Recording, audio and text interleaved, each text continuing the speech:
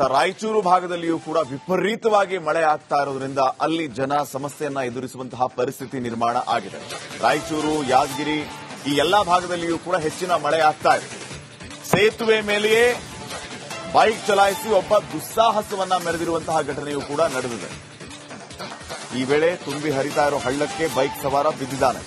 ಮಾನ್ವಿ ತಾಲೂಕಿನ ದೋತುರ್ಬಂಡಿ ಬಳಿ ನಡೆದಿರುವಂತಹ ಒಂದು ಘಟನೆ ಇದೆ. ಬೈಕ್ ಸಮೇತ ಹಳ್ಳದಲ್ಲಿ ಬಿದ್ದು ಬೈಕ್ ಸವಾರ ಪೇಚಾಡಿರೋದು. ಕೊಚ್ಚಿ ಹೋಗ್ತಾ ಇದ್ದ ಬೈಕ್ ಸವಾರ ಮೌನೇಶ್ನನ್ನ ಸ್ಥಳೀಯರು ರಕ್ಷಣೆ ಮಾಡಿದ್ದಾರೆ. ಕೂಡಲೇ ಜೆಸಿಬಿ ಮೂಲಕ ಬೈಕ್ ಸವಾರ ಮೌನೇಶ್ನನ್ನ ಸ್ಥಳೀಯರು ರಕ್ಷಣೆ ಮಾಡಿರು.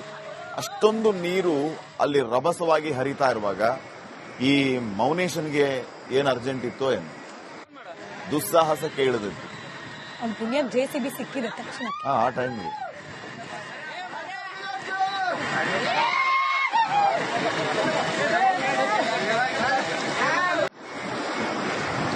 ಮೌನೇಶ್ನ ರಕ್ಷಣೆ ಮಾಡಿದಂತ ಖುಷಿಯನ್ನ ವ್ಯಕ್ತಪಡಿಸ್ತಾ ಇದ್ದಾರೆ. ಆ ರೀತಿ ಕೇಕೆ ಹಾಕಿಯಲ್ಲಿ ಬೈಕ್ ಸವಾರ ಮೌನೇಶ್ ಈ ರೀತಿಯ ದುಸ್ಸಾಹಸಕ್ಕೆ ಮುಂದಾಗಿದ್ದು ಕೂಡಲೇ ಆ ಮೌನೇಶ್ ಏನೋ ಆತ್ಮವಿಶ್ವಾಸದಲ್ಲಿ ಇದ್ದ ಅನ್ಸುತ್ತೆ, ನಾನು ಪಾರಾಗ್ಬಿಡ್ತೀನಿ ಅಂತ. ಆದ್ರೆ ನೀರಿನ ಸೆಳವು ಆತ ಬೈಕ್ ಸಮೇತ ಹಳ್ಳಕ್ಕೆ ಬಿದ್ದ.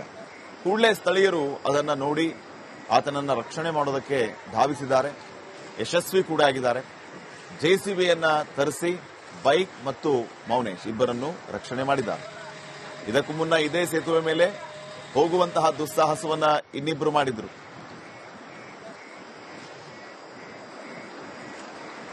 ದೃಶ್ಯದಲ್ಲಿ ಗಮನಿಸ್ತಿದ್ರಿ, ಚಿಕ್ಕ ಮಗು ಎತ್ಕೊಂಡು ಓಡಾಡ್ತಿದ್ದಾರೆ ರಸ್ತೆಯಲ್ಲಿ.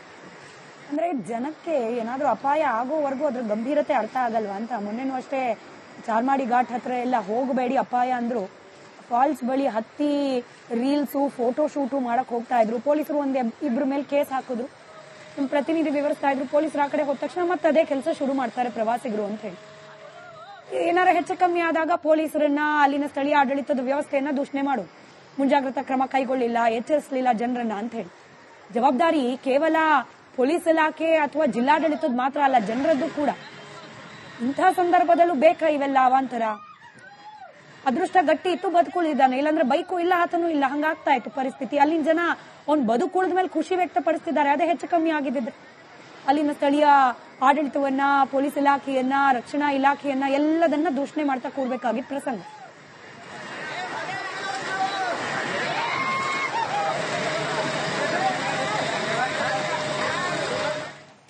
ರಾಯಚೂರು ಭಾಗದಲ್ಲಿಯೂ ಕೂಡ ವಿಪರೀತವಾಗಿ ಮಳೆ ಆಗ್ತಾ ಇರೋದ್ರಿಂದ ಅಲ್ಲಿ ಜನ ಸಮಸ್ಯೆಯನ್ನ ಎದುರಿಸುವಂತಹ ಪರಿಸ್ಥಿತಿ ನಿರ್ಮಾಣ ಆಗಿದೆ. ರಾಯಚೂರು, ಯಾದಗಿರಿ ಈ ಎಲ್ಲಾ ಭಾಗದಲ್ಲಿಯೂ ಕೂಡ ಹೆಚ್ಚಿನ ಮಳೆ ಆಗ್ತಾ ಇದೆ. ಸೇತುವೆ ಮೇಲೆಯೇ ಬೈಕ್ ಚಲಾಯಿಸಿ ಒಬ್ಬ ದುಸ್ಸಾಹಸವನ್ನ ಮೆರೆದಿರುವಂತಹ ಘಟನೆಯೂ ಕೂಡ ನಡೆದಿದೆ. ಈ ವೇಳೆ ತುಂಬಿ ಹರಿತಾ ಇರೋ ಹಳ್ಳಕ್ಕೆ ಬೈಕ್ ಸವಾರ ಬಿದ್ದಿದ್ದಾನೆ. ಮಾನ್ವಿ ತಾಲೂಕಿನ ದೋತುರ್ಬಂಡಿ ಬಳಿ ನಡೆದಿರುವಂತಹ ಒಂದು ಘಟನೆ ಇದೆ. ಬೈಕ್ ಸಮೇತ ಹಳ್ಳದಲ್ಲಿ ಬಿದ್ದು ಬೈಕ್ ಸವಾರ ಪೇಚಾಡಿರೋದು. ಕೊಚ್ಚಿ ಹೋಗ್ತಾ ಇದ್ದ ಬೈಕ್ ಸವಾರ ಮೌನೇಶ್ನನ್ನ ಸ್ಥಳೀಯರು ರಕ್ಷಣೆ ಮಾಡಿದ್ದಾರೆ. ಕೂಡಲೇ ಜೆಸಿಬಿ ಮೂಲಕ ಬೈಕ್ ಸವಾರ ಮೌನೇಶ್ನನ್ನ ಸ್ಥಳೀಯರು ರಕ್ಷಣೆ ಮಾಡಿರು. ಅಷ್ಟೊಂದು ನೀರು ಅಲ್ಲಿ ರಭಸವಾಗಿ ಹರಿತಾ ಇರುವಾಗ ಈ ಮೌನೇಶನ್ಗೆ ಏನ್ ಅರ್ಜೆಂಟ್ ಇತ್ತೋ ಏನು, ದುಸ್ಸಾಹಸಕ್ಕೆ ಇಳಿದಿತ್ತು. ಜೆಸಿಬಿ ಸಿಕ್ಕಿದೆ ತಕ್ಷಣ ಆ ಟೈಮ್ಗೆ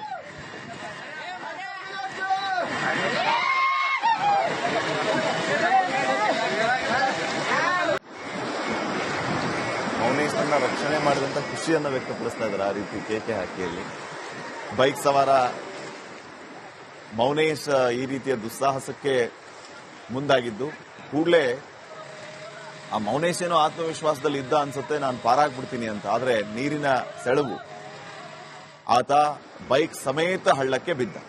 ಕೂಡಲೇ ಸ್ಥಳೀಯರು ಅದನ್ನ ನೋಡಿ ಆತನನ್ನ ರಕ್ಷಣೆ ಮಾಡೋದಕ್ಕೆ ಧಾವಿಸಿದ್ದಾರೆ. ಯಶಸ್ವಿ ಕೂಡ ಆಗಿದ್ದಾರೆ. ಜೆಸಿಬಿಯನ್ನ ತರಿಸಿ ಬೈಕ್ ಮತ್ತು ಮೌನೇಶ್ ಇಬ್ಬರನ್ನು ರಕ್ಷಣೆ ಮಾಡಿದ್ದಾರೆ. ಇದಕ್ಕೂ ಮುನ್ನ ಇದೇ ಸೇತುವೆ ಮೇಲೆ ಹೋಗುವಂತಹ ದುಸ್ಸಾಹಸವನ್ನ ಇನ್ನಿಬ್ಬರು ಮಾಡಿದ್ರು.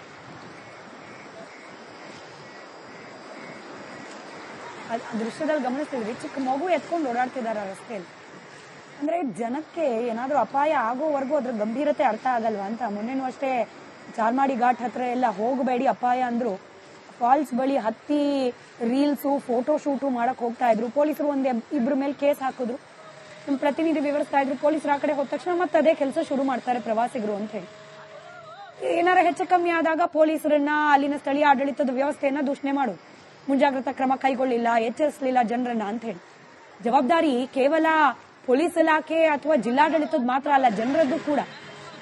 ಇಂತಹ ಸಂದರ್ಭದಲ್ಲೂ ಬೇಕಾ ಇವೆಲ್ಲ ಅವಾಂತರ? ಅದೃಷ್ಟ ಗಟ್ಟಿ ಇತ್ತು, ಬದುಕುಳಿದಿದ್ದಾನೆ, ಇಲ್ಲಾಂದ್ರೆ ಬೈಕು ಇಲ್ಲ, ಆತನೂ ಇಲ್ಲ, ಹಂಗಾಗ್ತಾ ಇತ್ತು ಪರಿಸ್ಥಿತಿ. ಅಲ್ಲಿನ ಜನ ಅವ್ನು ಬದುಕುಳಿದ ಮೇಲೆ ಖುಷಿ ವ್ಯಕ್ತಪಡಿಸ್ತಿದ್ದಾರೆ. ಅದೇ ಹೆಚ್ಚು ಕಮ್ಮಿ ಆಗಿದ್ದಿದ್ರೆ ಅಲ್ಲಿನ ಸ್ಥಳೀಯ ಆಡಳಿತವನ್ನ, ಪೊಲೀಸ್ ಇಲಾಖೆಯನ್ನ, ರಕ್ಷಣಾ ಇಲಾಖೆಯನ್ನ ಎಲ್ಲದನ್ನ ದೂಷಣೆ ಮಾಡ್ತಾ ಕೂಡ್ಬೇಕಾಗಿದ್ದ ಪ್ರಸಂಗ.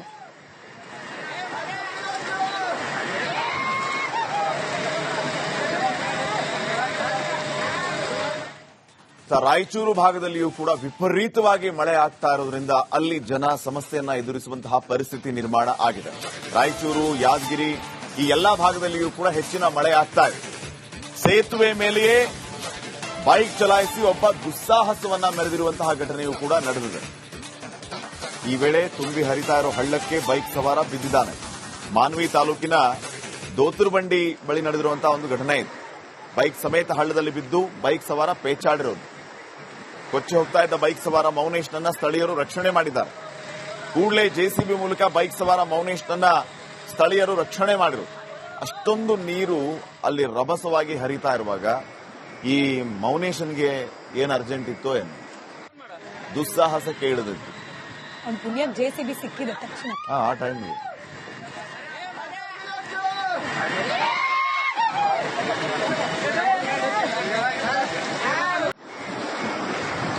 ಮೌನೇಶ್ನನ್ನ ರಕ್ಷಣೆ ಮಾಡಿದಂತ ಖುಷಿಯನ್ನ ವ್ಯಕ್ತಪಡಿಸ್ತಾ ಇದ್ದಾರೆ. ಆ ರೀತಿ ಕೇಕೆ ಹಾಕಿಯಲ್ಲಿ ಬೈಕ್ ಸವಾರ ಮೌನೇಶ್ ಈ ರೀತಿಯ ದುಸ್ಸಾಹಸಕ್ಕೆ ಮುಂದಾಗಿದ್ದು, ಕೂಡಲೇ ಆ ಮೌನೇಶ್ ಏನೋ ಆತ್ಮವಿಶ್ವಾಸದಲ್ಲಿ ಇದ್ದ ಅನ್ಸುತ್ತೆ, ನಾನು ಪಾರಾಗ್ಬಿಡ್ತೀನಿ ಅಂತ. ಆದ್ರೆ ನೀರಿನ ಸೆಳವು ಆತ ಬೈಕ್ ಸಮೇತ ಹಳ್ಳಕ್ಕೆ ಬಿದ್ದ.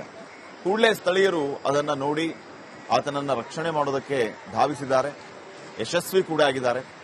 ಜೆಸಿಬಿಯನ್ನ ತರಿಸಿ ಬೈಕ್ ಮತ್ತು ಮೌನೇಶ್ ಇಬ್ಬರನ್ನು ರಕ್ಷಣೆ ಮಾಡಿದ್ದಾರೆ. ಇದಕ್ಕೂ ಮುನ್ನ ಇದೇ ಸೇತುವೆ ಮೇಲೆ ಹೋಗುವಂತಹ ದುಸ್ಸಾಹಸವನ್ನ ಇನ್ನಿಬ್ಬರು ಮಾಡಿದ್ರು.